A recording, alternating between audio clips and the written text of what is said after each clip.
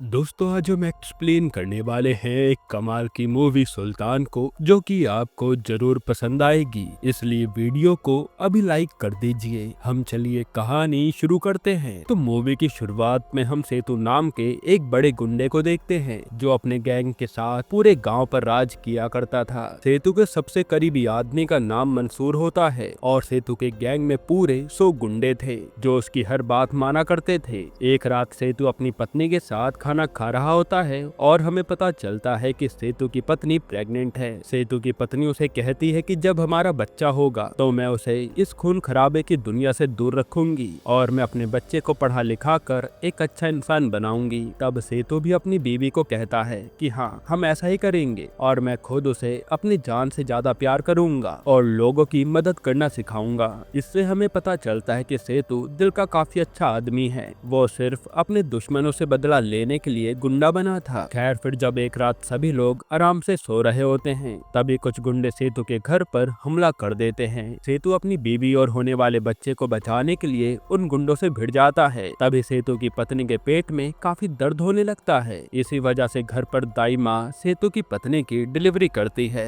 पर बच्चे को जन्म देने के बाद उसकी पत्नी की मौत हो जाती है। तब ये जानकर सेतु काफी ज्यादा दुखी होता है, जिसके बाद वो अपने बच्चे का नाम सुल्तान रखता है। फिर हम देखते हैं कि मंसूर और सेतु के सभी लोग उस बच्चे को अपने बेटे की तरह पालते हैं, लेकिन सेतु सुल्तान के ऊपर जुर्म का साया भी पड़ने देना नहीं चाहता था। इसी कारण वो सुल्तान को पढ़ाई के लिए बाहर विदेश भेज देता है। अब हम इंस्पेक्टर मानिक को देखते हैं। मानिक की नजरें काफी समय से सेतु पर होती है क्योंकि सेतु के गुंडों ने पूरे गांव में आतंक मचा रखा था। मानिक सोच लेता है कि वो सेतु को जिंदा नहीं छोड़ेगा। फिर हमें कई साल बाद का सीन दिखाया जाता है। आज सुल्तान अपनी पढ़ाई खत्म करके पहली बार घर आ रहा था, इसलिए घर के सभी लोग काफी ज्यादा खुश थे। तभी रामू नाम का एक आदमी सेतु के घर पर आता है। वो सेतु से कहता है कि हमारे गांव में जयासीलन नाम का एक गुंडा जबरदस्ती हमारे खेतों पर कब्जा करना चाहता है और सभी पुलिस वाले भी उससे मिले हुए हैं। अगर आप हमारी मदद नहीं करोगे तो जयासीलन हमें जान से मार डालेगा।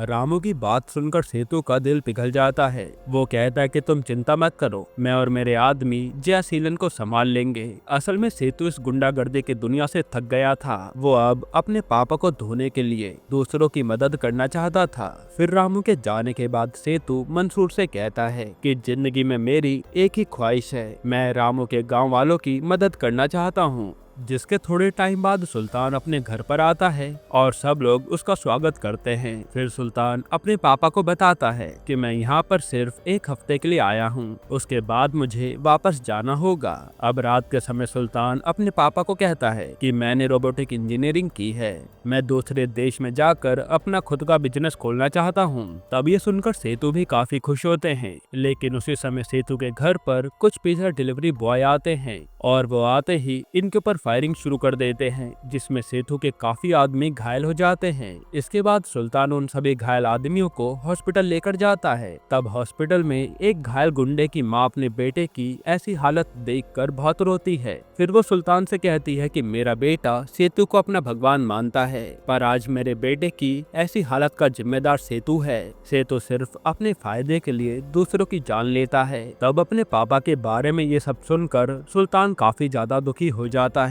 फिर सुल्तान सोच लेता है कि वो कल ही यहाँ से वापस चला जाएगा। इसी वजह से वो जाकर अपना सामान पैक कर रहा होता है। इतने में सेतु सुल्तान से आकर पूछता है कि आखिर तुम कहाँ जा रहे हो? तो सुल्तान उन्हें गुस्से में कहता है कि आप जैसे गुंडे के पास कौन रहना चाहेगा? आप अपने लिए बाकी लोगों की जिंदगी खतरे में डाल रहे हो। मुझे तो आपको पापा कहने में भी शर्म आती है। तब सेतु से कहता है कि वो सभी गुंडे मेरे बच्चे की तरह है, मैं उन्हें अपनी जान से भी ज्यादा प्यार करता हूँ। इस बात पर सुल्तान उनसे पूछता है कि अगर वो सभी आपके बच्चे हैं तो आपने उन्हें अच्छी राह पर चलना क्यों नहीं सिखाया? तब सुल्तान गुस्से में अपने कमरे में जा रहा होता है। तभी जाते समय सेतु सुल्तान से कहता है कि उन लोगों ने तुम्हें बड़े प्यार से पाला है, अगर मुझे कुछ भी हो जाए तो तुम उन लोगों का ख्याल रखना, उन्हें एक अच्छी राह पर लेकर जाना। फिर अगली सुबह जब सुल्तान की आंख खुलती है तो वो देखता है कि उसके पिता की मौत हो गई है, जो देखकर सुल्तान को धक्का लगता है।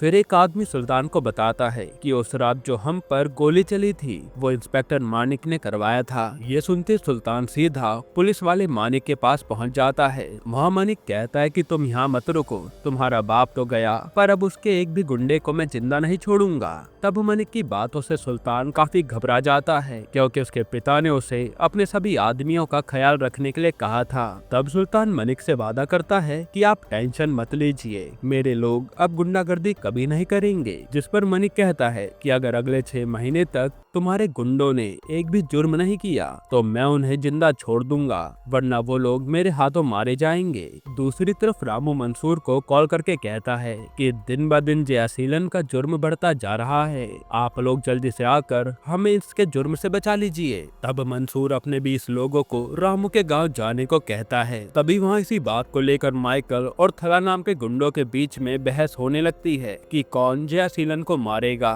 तभी मंसूर उन दोनों से कहता है कि माइकल और थला में जो लड़ाई जीतेगा वो रामू के गांव में जयासीलन को मारने जाएगा। फिर रात के समय दोनों के बीच में लड़ाई होने लगती है। तभी वहाँ पर सुल्तान आ जाता है, जो इन सब पर भड़कने लगता है। वो कहता है कि आज के बाद तुम में से किसी ने भी लड़ाई करी तो वो मेरे लिए मर जाएगा। जो सुनकर सब शांत हो जाते हैं। फिर जब सुल्तान अपने कमरे में बैठा होता है तो सुल्तान का दोस्त रघु उसे आकर कहता है कि तुम इन गुंडों के बीच में अपनी जिंदगी क्यों खराब कर रहे हो, तुम्हारे सामने पूरी जिंदगी पड़ी है। इस पे सुल्तान कहता है कि ये गुंडे नहीं मेरे परिवार हैं, इन लोगों ने मुझे पाल पोस कर बड़ा किया है, मैं इन्हें ऐसी हालत में छोड़कर नहीं जा सकता और मैं अपने लोगों को एक अच्छा इंसान बनाकर रहूंगा। फिर रात के समय हम ओटा नाम के एक गुंडे को देखते हैं, जो मंसूर के कहने पर 20 लोगों के साथ छुपकर रामू के गांव जा रहा होता है। तभी सुल्तान ओटा को जाते हुए देख लेता है और वो उससे पूछता है कि तुम लोग कहाँ जा रहे हो। इस पे ओटा झूठ कहता है कि मैं अपने चाची के घर पर लड़की देखने जा रहा हूँ और मेरी चाची मेरी शादी वहीं की लड़के से करवाना चाहती है। यहाँ सुल्तान को कुछ गड़बड़ लगती है, इसलिए वो कहता है कि ठीक है तो मैं भी चलता हूँ, और मैं क्या, मेरे साथ बाकी आदमी भी चलेंगे। ये सुनकर सारे गुंडे हैरान हो जाते हैं। जिसके बाद अगले दिन सभी लोग रामू के गांव में पहुंच जाते हैं। तब रामू गांव के सभी लोगों से कहता है कि जयासीलन को ये बात पता नहीं चलनी चाहिए कि उसे मारने के लिए सेतु के आदमी आए हैं। दूसरी तरफ सुल्तान अपने बाकी लोगों को एक रूम में बंद कर देता है और फिर सुल्तान सिर्फ ओट्टा और मंसूर को लेकर ओट्टा के लिए लड़की देखने जाता है। तब मंसूर भी गांव वालों से ऐसा ही नाटक करने के लिए कहता है ताकि सुल्तान को सच ना पता चले। फिर वहाँ पहली बार सुल्तान को रामू की बेटी रुक्मणी दिखाई देती है, जिसे देखते ही वो उसके प्यार में पड़ जाता है। मगर सुल्तान इस बात को लेकर अभी भी कंफ्यूज था कि आखिर रुक्मणी ने ओट्टा को कैसे पसंद कर लिया। तब ओट्टा सुल्तान के कान में धीरे से कहता है कि मुझे रुक्मणी बिल्कुल भी पसंद नहीं आई। ये सुनकर सुल्तान काफी खुश हो जाता है। फिर वो सभी के सामने जाकर कहता है कि मुझे रुक्मणी बहुत पसंद है और मैं इससे शादी करने के लिए तैयार हूँ। ये सुनकर वहाँ सभी लोग हैरान हो जाते हैं, क्योंकि ये सब तो बस एक नाटक था। तभी रुक्मणी सुल्तान से कहती है कि मैं तुम्हें पसंद नहीं करती। इतना कहने के बाद वो वहाँ से चली जाती है। फिर सुल्तान हर जगह रुक्मणी का पीछा करना शुरू कर देता है, पर रुक्मणी तो उसको जरा भी भाव नहीं देती। इधर हम मंसूर को देखते हैं। जब सुल्तान रुक्मणी को इम्प्रेस करने में बिजी होता है, तब मंसूर और उसके आदमी जयासीलन का पीछा कर रहे होते हैं ताकि मौका मिलते ही वो उसे मार सके। दूसरी तरफ रामू रुक्मणी से कहता है कि जब तक हमारा काम नहीं हो जाता तब तक सुल्तान को हमारे बारे में कुछ भी पता नहीं चलना चाहिए। ये मंसूर का कहना है। तब रुक्मणी भी अपने गांव की भलाई के लिए ये नाटक करने के लिए तैयार हो जाती है। अब हम थला को देखते हैं। थला सुल्तान के गैंग का लीडर बनना चाहता था, इसलिए वो सोच लेता है कि वो खुद जाकर जयासीलन को मारेगा,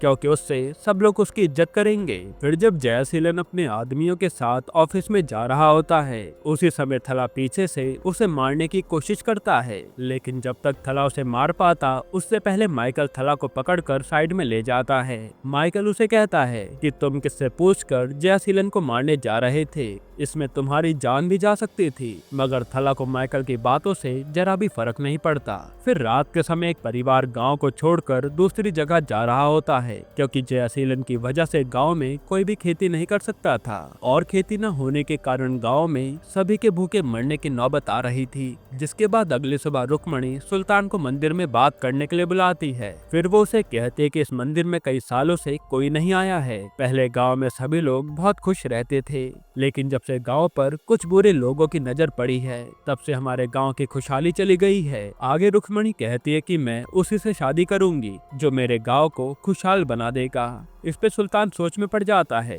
कि वो आखिर ये सब कैसे कर सकता है। तभी वो दोनों देखते हैं कि गांव में एक गवर्नमेंट ऑफिसर आता है। वो ऑफिसर गांव वालों से कहता है कि तुम्हारे गांव की मिट्टी में आयरन और बाकी मिनरल्स पाए गए हैं, इसी कारण सभी लोग तुम्हारे गांव के खेतों को हड़पना चाहते हैं। अगर 6 महीनों के अंदर तुम्हारे गांव में खेती नहीं हुई तो गवर्नमेंट तुम्हारे खेतों को बंजर घोषित कर देगी और उसे अपने अंडर ले लेगी। ये सुनने के बाद सभी गाँव वाले काफी दुखी हो जाते हैं। तब गाँव वालों को दुखी देखकर सुल्तान भी टेंशन में आ जाता है। फिर जब सुल्तान और ओट्टा मार्केट जा रहे होते हैं, तभी मंसूर ओट्टा को कॉल करके कहता है कि हम लोग जयसीलन को मारने के लिए मार्केट आए हैं, इसलिए तुम सुल्तान को मार्केट आने मत देना। तब ओट्टा कहता है कि मैं क्या करूं, हम तो पहले ही मार्केट पहुंच चुके हैं। तब सुल्तान को मार्केट में देखकर उसके सभी लोग छुप जाते हैं और मंसूर अपने एक आदमी से कहता है कि तुम्हें सुल्तान की नजरों से बचकर जयसीलन को मारना होगा। अब मंसूर की बात मानकर वो आदमी जयसीलन को मारने जा रहा होता है।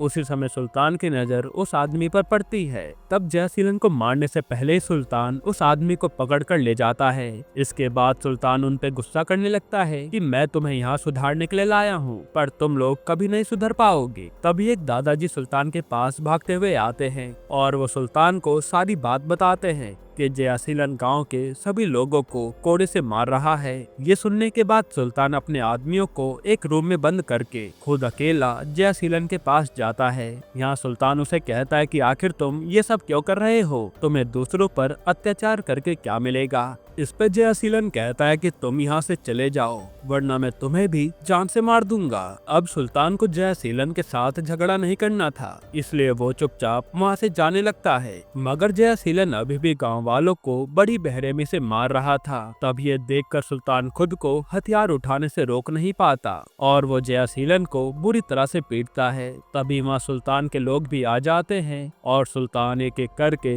वहाँ उसके सभी गुंडों को बहुत मारता है। जिसके बाद गाँव वाले सुल्तान को अपना रक्षक मान लेते हैं, क्योंकि पहली बार किसी ने जयसीलन के खिलाफ आवाज उठाई थी। अब हम राम नाम के एक बड़े गैंगस्टर को देखते हैं। यहाँ हमें पता चलता है कि जयसीलन भी राम के लिए ही काम करता था। जब राम को सुल्तान के बारे में पता चलता है तो वो सुल्तान के पूरे परिवार के बारे में इंफॉर्मेशन निकालने को कहता है। दूसरी तरफ गांव में सभी लोग सुल्तान की काफी तारीफ कर रहे होते हैं, पर थला सुल्तान की जीत से बिल्कुल भी खुश नहीं था, क्योंकि उसे तो किसी भी तरह से लीडर बनना था। फिर अगले दिन गांव में भंडारा चल रहा होता है और सभी गांव वाले उस भंडारे में खाने आए थे। वहाँ सुल्तान रुक्मणी से कहता है कि मैंने तुम्हारे लिए जयसीलन से लड़ाई की है, अब तो तुम मुझे पसंद करती हो ना। इस पर रुक्मणी कहती है कि मैं तुम्हारी बहादुरी से बहुत खुश हूँ, लेकिन मुझे तुम्हारे बारे में सोचने के लिए थोड़ा टाइम चाहिए। उसी समय एक दादा मंसूर से पूछते हैं कि आखिर तुम सब क्या काम करते हो। मंसूर कहता है कि हम लोग गुंडागर्दी करके अपना पेट भरते हैं। इस पे दादाजी कहते हैं कि अगर मेरे पास 100 आदमी होते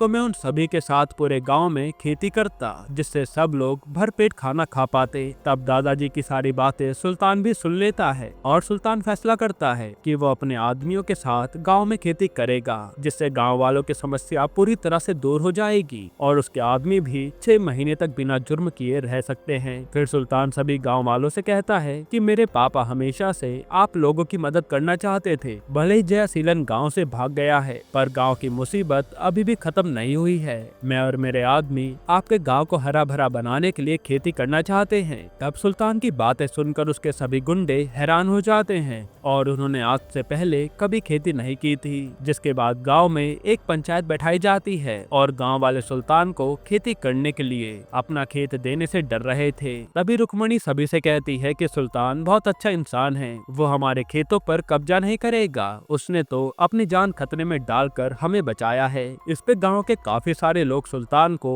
अपने खेत देने के लिए तैयार हो जाते हैं। फिर रात के समय सुल्तान के लोग सुल्तान से कहते हैं कि हम लोग खेती नहीं कर पाएंगे, खेती करना कोई आसान काम नहीं है। पर सुल्तान ने तो ठान लिया था कि वो खेती करेगा, तो वो सभी लोग चाहकर भी सुल्तान की बात कैसे टाल सकते थे। फिर अगले दिन से वो सभी लोग मिलकर खेती करने लगते हैं, जिससे उन्हें काफी परेशानी से गुजरना पड़ता है। दूसरी तरफ हम राम को देखते हैं, जो हॉस्पिटल में जयासीलन से मिलने आया था। तब जयासीलन उसे बताता कि सुल्तान कोई छोटा मोटा आदमी नहीं है, उसे मारना बहुत मुश्किल है और सुल्तान के पास 100 आदमियों का सपोर्ट है। तब राम सोच लेता है कि वो कैसे भी सुल्तान को मारेगा। फिर हम सुल्तान को देखते हैं, जो अभी भी गांव वालों के बारे में सोच रहा होता है। उतने में उक्ता सुल्तान से आकर कहता है कि हम लोग खेती करके थक गए हैं, तुम हमसे खेती के बदले कुछ और काम करवा लो। तब सुल्तान सभी से कहता है कि तुम सभी को मेरी बात माननी पड़ेगी, वरना तुम्हें मुझसे लड़ाई करनी होगी। जो मुझे हरा देगा वो आज से गैंग का लीडर बनेगा। इतना कहने के बाद सुल्तान वहाँ से चला जाता है,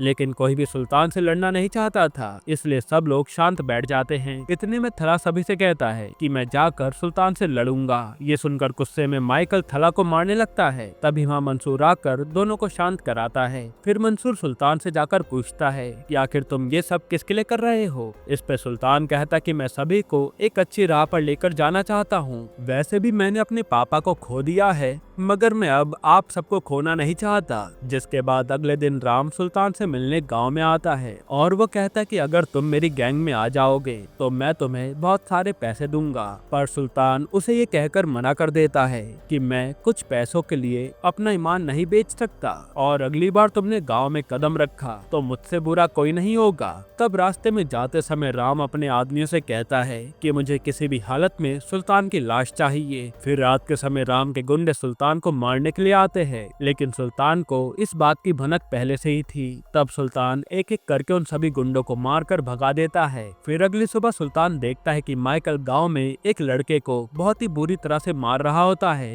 ये देखकर सुल्तान माइकल पर काफी चिल्लाता है कि तुम्हारी वजह से गांव में सब लोगों का हम पर से विश्वास उठ गया होगा। मैंने तुम लोगों को झगड़ा करने से मना किया था, मगर तुम लोग कभी नहीं सुधरोगे। तभी एक औरत सुल्तान के पास आती है, जो कहते कि तुम माइकल पर मत चिल्लाओ, माइकल ने तो मेरी बेटी की इज्जत बचाई है। वो लड़का मेरी बेटी को परेशान करता रहता था, इसलिए माइकल ने उस लड़के को मारा था। तब उनकी बातें सुनने के बाद सुल्तान को अपनी गलती का एहसास होता है, क्योंकि उसने बिना सच्चाई जाने माइकल पर चिल्लाया था। फिर सुल्तान माइकल से जाकर अपनी गलती की माफी मांगता है, पर माइकल तो गुस्से में वहाँ से चला जाता है। अब जब माइकल एक जगह पर अकेला बैठा होता है, तभी थला आकर कहता है कि सुल्तान ने तुम्हारे साथ अच्छा नहीं किया, तुम्हें सुल्तान से अपनी बेइज्जती का बदला लेना चाहिए। इस तरह से थला उसे भड़का देता है। जिसकी अगली सुबह गाँव वाले जब अपने खेतों को देखते हैं तो वो सभी लोग बहुत खुश हो जाते हैं, क्योंकि हर जगह हरियाली फैल गई थी और आखिरकार सुल्तान और उसके लोगों की मेहनत रंग लाई थी। साथ ही रुक्मणी सुल्तान से आकर कहती है कि मैं भी तुमसे बहुत प्यार करती हूँ और मैं तुमसे शादी करने के लिए तैयार हूँ, पर मैं अपने गांव को छोड़कर कहीं नहीं जाना चाहती। तब सुल्तान ये सुनकर काफी खुश हो जाता है। दूसरी तरफ मंत्री राम से कहता है कि अब वो गांव की खेती तुम्हें नहीं मिल सकती, क्योंकि उन खेतों में हरियाली छाई हुई है, लेकिन मैं तुम्हें एक मौका दे रहा हूँ, तुम्हें कैसे भी उस गांव पर कब्जा करना होगा, तभी वो खेत तुम्हारे होंगे। फिर रात के समय रुक्मणी सुल्तान से आकर पूछती है कि क्या तुम मुझसे शादी करोगे,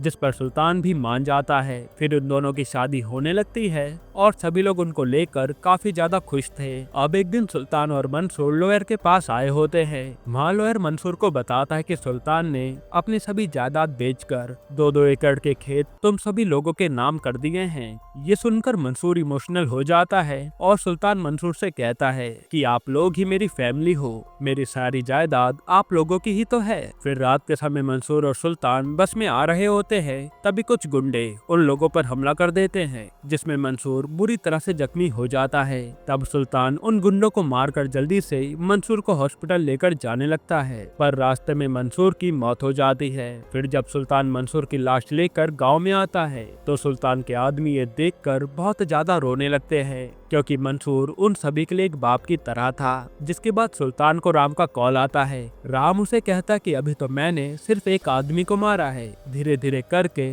मैं तुम सभी को मार दूंगा। तब जैसे ये बात सुल्तान के लोगों को पता चलती है तो वो लोग सीधा राम को मारने के लिए निकल जाते हैं। लेकिन सुल्तान उन सभी को रोकते हुए कहता है कि लड़ाई झगड़े में कुछ भी नहीं रखा और लड़ाई से सिर्फ दुश्मनी बढ़ती है। मैं खुद जाकर राम से इस बारे में बात करूंगा। इस पर माइकल उसे कहता है कि तुम्हारी वजह से ही मंसूर की मौत हुई है, पर अब हम लोग तुम्हारी बात नहीं मानेंगे। तब सुल्तान कहता है कि अगर तुम मुझे लड़ाई में हरा दोगे तो आज से गैंग के लीडर तुम बन जाओगे, वरना तुम सभी को मेरी बात माननी होगी। ये सुनने के बाद माइकल भी आज सुल्तान से लड़ने के लिए तैयार हो जाता है और आज ये लोग पहली बार सुल्तान के खिलाफ गए थे। तब यहाँ इन दोनों की लड़ाई शुरू होती है, मगर आखिर में सुल्तान माइकल को हरा देता है और माइकल के हारने के बाद सभी को सुल्तान की बात माननी पड़ती है।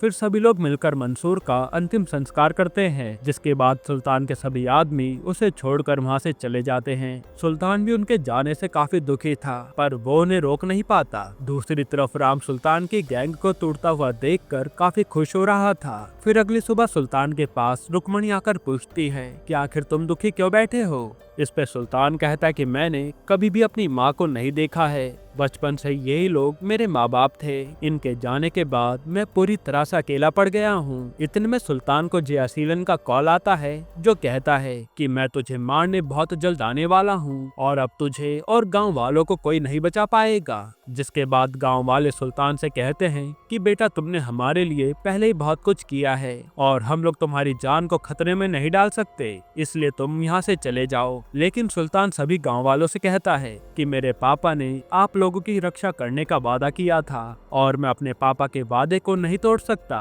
वैसे भी मेरे पापा ने मुझे मुसीबत से भागना नहीं सिखाया। जिसके बाद सुल्तान बाकी सभी गांव वालों को रात होने से पहले एक सेफ जगह पर भेज देता है, मगर रुक्मणी को जाते समय सिर्फ सुल्तान की चिंता सता रही थी। फिर रात के समय राम अपने गुंडों के साथ सुल्तान पर हमला कर देता है। तब यहाँ सुल्तान और उसका बॉडीगार्ड मिलकर उन सभी लोगों से लड़ने लगते हैं, जहाँ सुल्तान अकेला ही इस लड़ाई में भारी पड़ रहा था। हालांकि वो काफी ज्यादा घायल भी हो जाता है, पर जैसे तैसे करके वो राम को मार डालता है। उसी समय जयासीलन भी अपने लोगों के साथ सुल्तान को मारने आ जाता है, पर सुल्तान तो अब लड़ने की हालत में था ही नहीं। तभी सुल्तान के पीछे उसके सभी लोग आ जाते हैं, जिन्हें देखकर सुल्तान खुश हो जाता है। वहाँ थला और माइकल अपनी गलती के लिए सुल्तान से माफी मांगते हैं, क्योंकि उन्हें पता चल गया था कि सुल्तान ने उन्हें रुकने के लिए क्यों कहा था। तब सुल्तान भी उन्हें माफ कर देता है। जिसके बाद सुल्तान और उसके लोग मिलकर जयासीलन को मिट्टी में मिला देते हैं। फिर अगले दिन गांव वालों की जिंदगी से अंधेरा पूरी तरह से हट जाता है और वो सब खुशहाल जिंदगी जीने लगते हैं। यहीं पर ये मूवी खत्म होती है।